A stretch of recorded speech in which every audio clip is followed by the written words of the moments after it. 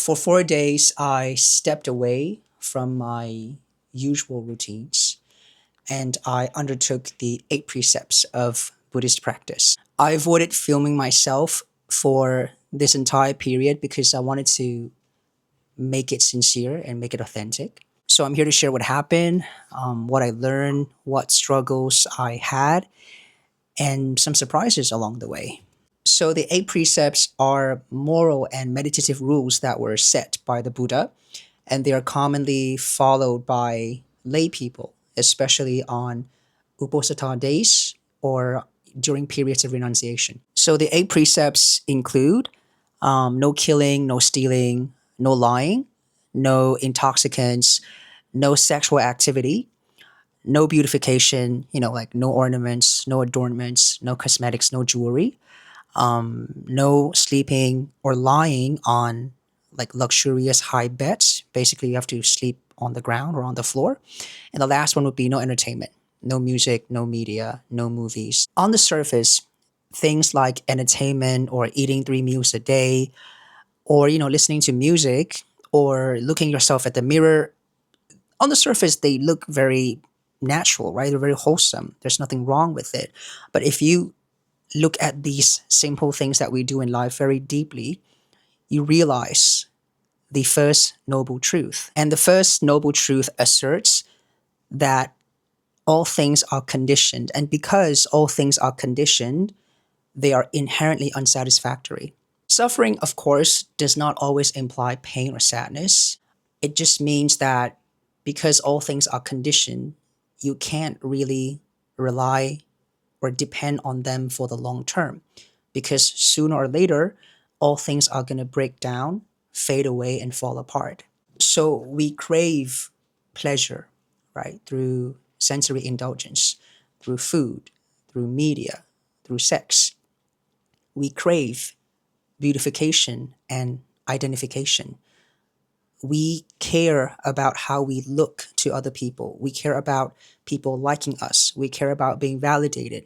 We care about making first impressions. And again, these cravings seem perfectly normal on the surface, but deep down, your mind is always chasing after these things. So they're always restless. And because they can never fully satisfy your needs, your mind is never at peace. The path of liberation lies in the foundations of mindfulness, of being mindful of your body, of your mind, of your feelings, and of mind objects. That's where the 8 precepts come in. The precepts are designed in a way to renounce or counter a specific type of craving, not through force, but through gradual understanding. Again, this isn't sensory deprivation. It's not about hating yourself or it's not about shutting down the senses because it's impossible to do that. As long as you're alive, your senses are going to operate and function normally. It's all about restraint. It's all about that wise holding back of monitoring, your cravings, observing these automatic habits as they rise, and to apply mindfulness to every kind of craving that arises through any of the 6 sense doors. And that's what the practice is all about. So for 4 days, I committed completely to observing the 8 precepts. So I woke up early in the morning, like at 7:30 a.m. Then I chanted. I took refuge in the Triple Gem. I undertook the 8 precepts. I recited several discourses from the canon. And then I also did an hour or two of like insight meditation. I kept my meals very simple. So I could not eat after noon. So I would have 1 to 2 meals before noon within a time frame of 6 hours. I would eat a lot for breakfast and for lunch. So, I wouldn't starve for the entire day. In the afternoon, I would meditate again for an hour or two. And then I would listen to sermons and then read books that were spoken and written by venerated monks in the Thai forest tradition. At night before bed, I would chant again. I would reflect on my day. I would reflect on death, on impermanence, on the fragility of human life. The first challenge was vanity. Dressing modestly and avoiding mirrors sound like a simple thing to do, but it showed me a very uncomfortable truth. The truth that my self-confidence is directly proportional to how I look. Little simple things like adjusting my hair before, I had this cut, or, dressing in a flattering way, or just looking at mirrors in general, or grooming myself, for example. These things gave me a sense of control. Like during moments of weak mindfulness, I would find myself constantly going to the washroom just to look at myself in the mirror.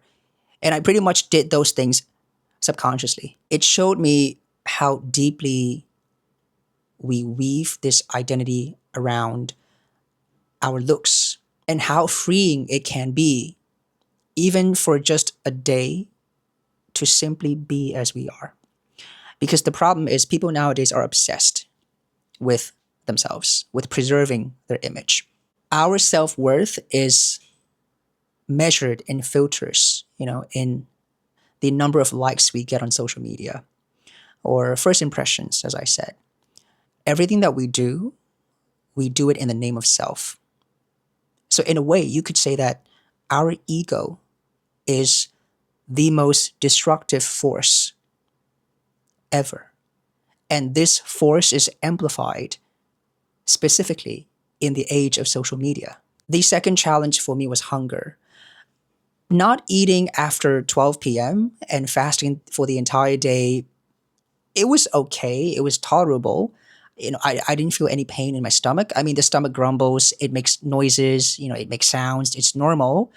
And it sends signals, signals that invite the mind to start craving. And again, just to be clear, it's not about starving yourself as well, because this was the norm for monastics in the Buddha's time, still is to this day in Buddhist countries. Monks, according to the Vinaya, the monastic code of discipline, monks are not allowed to eat after 12 p.m. The point isn't to harm the body. It's not the point of the practice. The point is to train the mind to see how much of our eating is tied to craving, not survival. The third challenge for me was restlessness. I had no work, I had no YouTube, I had no music.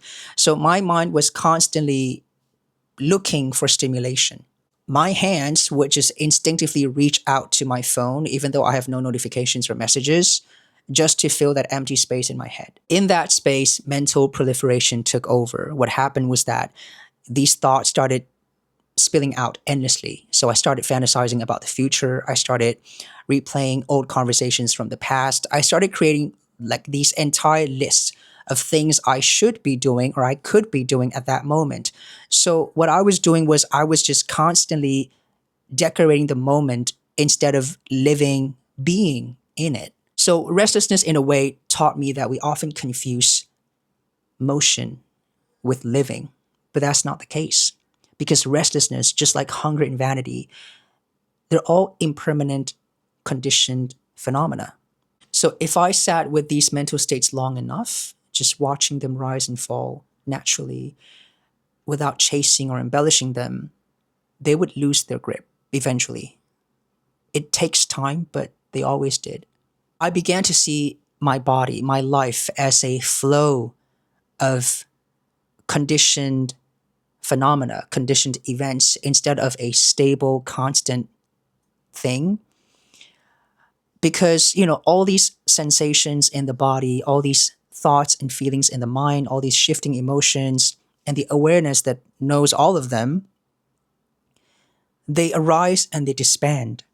They come and then they go. So this is the nature of everything that we experience. Because all things are changing constantly without interruption, all these things cannot fully satisfy you.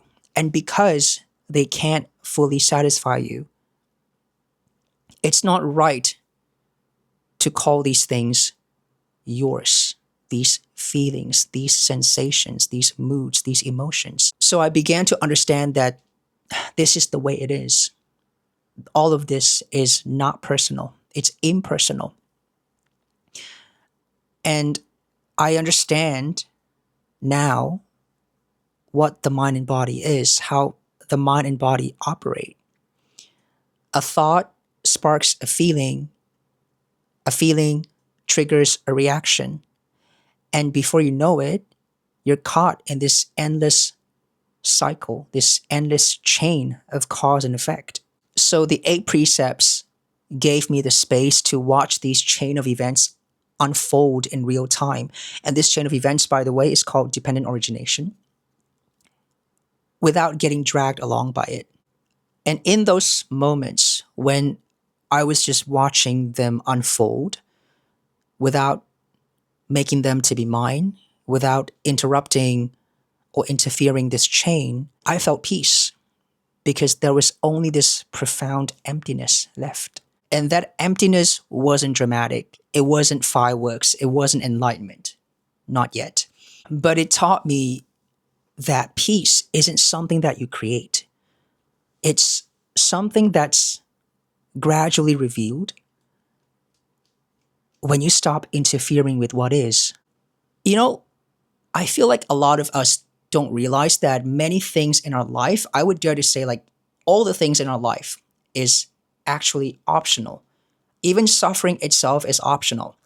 But we keep telling ourselves, like, for example, oh, like we have a whole load of baggage with us. My life sucks. And then we fool ourselves into thinking that we can't put them down. But in reality, we can. We can put this whole load of baggage down, but we just choose not to. We choose not to because we don't understand. We don't understand the Four Noble Truths. We don't understand that all of this suffering, at times, it's just self-inflicted. Would I recommend people observing the eight precepts? Yes.